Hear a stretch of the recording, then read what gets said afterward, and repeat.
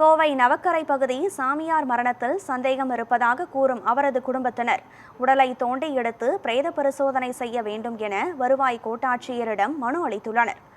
ராமானந்த மூர்த்தி என்ற சாமியார் 2.5 ஏக்கர் பரப்பளவில் ஸ்ரீ மலையாள தேவி துர்கா பகவதி பிராட்டியம்மன் கோயிலை அமைத்து பராமரித்து வந்தார். கடந்த 2024ஆம் ஆண்டு அவர் உயிரிழந்த நிலையில் அவரது உடல் கோயில் வளாகத்திலேயே புதைக்கப்பட்டது. ஆனால் இந்த மரணம் குறித்து முதல் மனைவி குடும்பத்தினருக்கு தகவல் தெரிவிக்காமல் இரண்டாவது மனைவியின் மகன் ஆனந்தகுமார் தன்னிச்சையாக புதைத்ததாக கூறப்படுகிறது. சொத்து விவகாரம் காரணமாக தங்களது தாத்தாவை அடித்து கொன்று ஜீவசமாதி என நாடகமாடப்படுவதாக சாமியாரின் பேத்திகள் கிருத்திகா மற்றும் உஷா குற்றம் சாட்டியுள்ளனர்.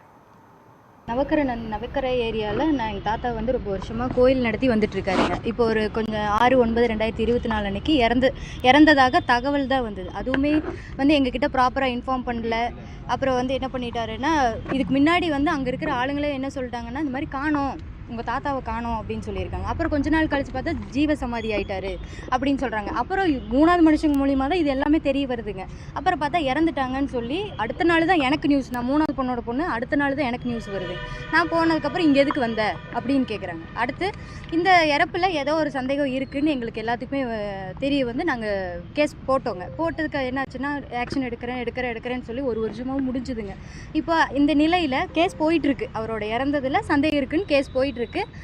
நாளானிக்கு ஃபங்க்ஷன், கோயில் சித்ரா பௌர்ணமி ஃபங்க்ஷன் வச்சுருக்காரு. அங்கே என்னென்னா மயான பூஜை வைக்கிறாரு. அதில் வந்து எங்கள் தாத்தாவோட எலும்பை எடுத்து அதை பூஜை நடத்துகிறாங்க அப்படிங்கிற ஒரு நியூஸ். எங்களுக்கு என்னென்னா, இந்த கேஸ் போயிட்டுருக்கிற இடத்துல அப்போ அந்த எலும்பை எடுத்தால் எப்படி சொல்கிறது, போஸ்ட்மார்ட்டம் பண்ணும்போது எங்களோட எவிடன்ஸ் வந்து அழிஞ்சிரும் அப்படிங்க. ஏன்னா எங்களுக்கு சந்தேகமே வந்து இது இயற்கை மரணம் கிடையாது. ஏதோ ஒன்று அடித்தோ இல்லை ஏதோ ஒன்று பண்ணி தான் அவங்க வந்து இறந்துருக்காரு. அந்த சந்தேகத்தில் வந்து ஆர்டிஓ வந்து கேஸ் போகிறனால சீக்கிரம் போஸ்ட்மார்ட்டம் பண்ணி எங்களுக்கு என்ன நடவடிக்கையோ அதை எடுத்து எங்களுக்கு தரணும். எங்கள் மாமாவோட நெருங்கின நண்பரே வந்து சொன்னாங்க, இந்த மாதிரி மயான பூஜை வந்து பண்ணுறாரு. நாங்கள் வந்து லாயர் மூலியமாக நாங்கள் வந்து கோர்ட்டில் போட்டிருக்கறனால கேஸ் வந்து இந்த மந்த் வந்துரும்னு சொல்லி நாங்கள் வெயிட் பண்ணிட்டு இருந்தோம். கோர்ட்லேருந்து ஆர்டர் கிடைக்கட்டும் அப்படின்னு சொல்லிட்டு நாங்கள் வெயிட் பண்ணிட்டு இருந்தோம். அதுக்குள்ளே இவர் வந்து இந்த வேலையெல்லாம் பண்ணிட்டு இருக்காரு. நாங்கள் ஃபங்க்ஷன் நடத்த வேண்டாங்கிற விஷயத்த வந்து நேற்று லோக்கல் ஸ்டேஷனில் நாங்கள் கம்ப்ளைண்ட் பண்ணி எங்களுக்கு லெட்டரும் காப்பிரைட் கிடச்சிருச்சு. எங்களுக்கு நியாயம் வேணும். எங்கள் தாத்தாவோட இறப்பில் வந்து என்ன உண்மை நிலவரம் என்னன்னு எங்களுக்கு தெரியும்.